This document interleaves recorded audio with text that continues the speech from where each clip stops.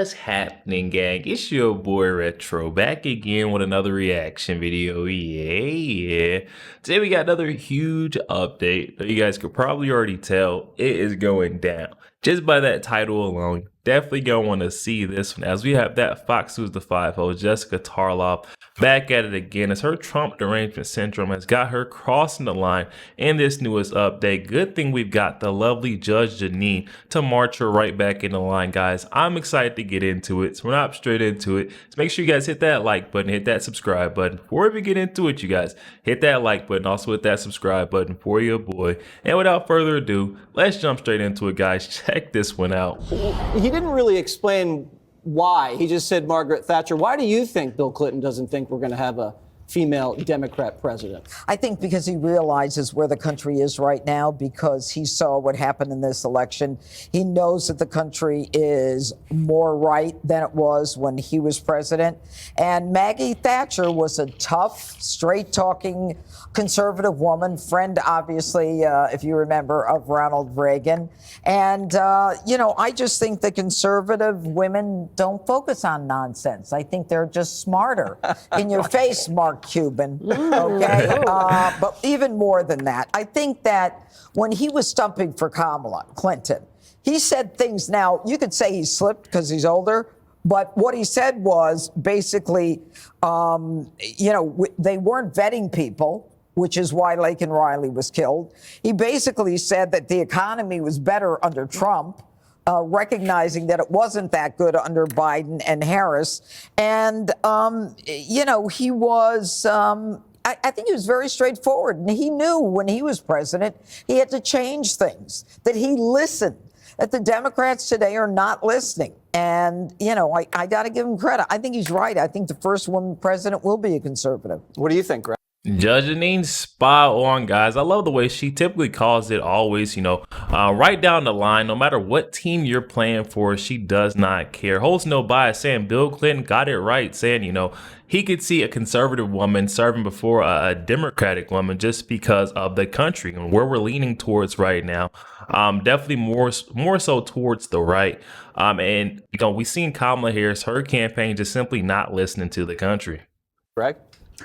I think what he was saying is kind of like what the judge said. The gender thing is not important. It's about the other part that describes it, conservative. If anybody liberal is right now is in trouble because they went too far left. But I like what he said when he said we need to talk to people, because I think he realizes, and it's probably from being among Democrats and younger ones, really young ones, that they talk at people or they're talking at each other. They've lacked the persuasive skills.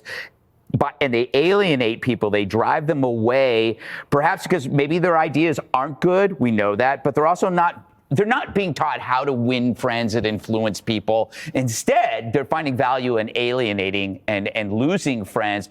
There's a reason why identity politics failed. It wasn't about other people. It was about you and the secret to success in life. And anybody who's read Win Friends and Influence People, you win by asking about other people, what's interesting in their lives. People love it when you ask them about their lives.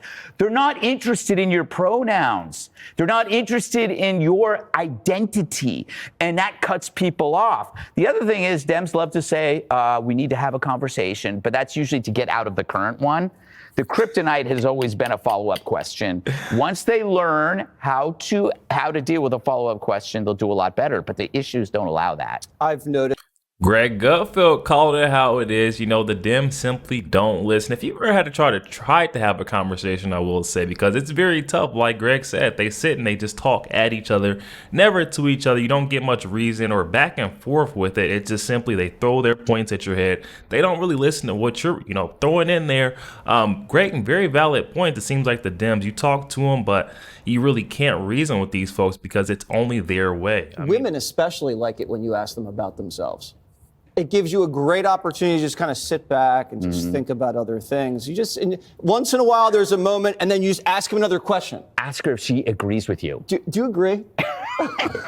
Do you like this? Did you say something, Jesse? These dudes are so funny.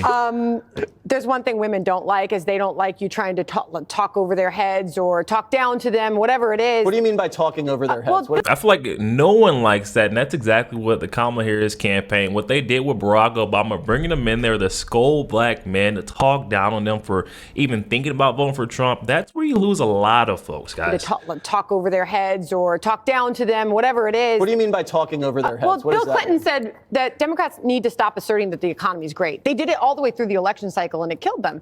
Right. You know, there was a moment shortly before Election Day when Joe Scarborough in his morning show said, I couldn't believe it. My buddy called and said, butter's $3 at the store. And his wife taps him and was like, Joe, it's like $7. Yeah. You know, look, and that women know the price of food. They do most of the grocery shopping. I know a lot of men do too, and they don't appreciate people keep telling them the economy's great when prices are up 20, 25%. This was one of the biggest problems leading up to Election Day. It's the economy, stupid. And so when they kept telling everybody everything was great, women at home were going, wait, what? I just got back from the grocery store and my normal $100 grocery thing was $100 and whatever.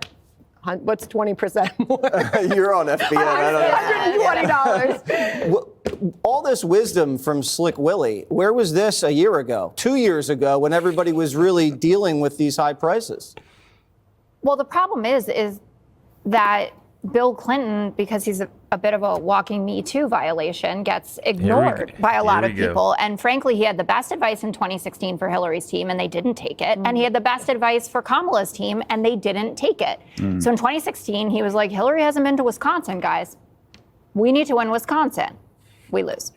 This time around, he went to the team, so says the autopsy reporting after the election, and he said, the Charlemagne ad is resonating with people. We have to say something.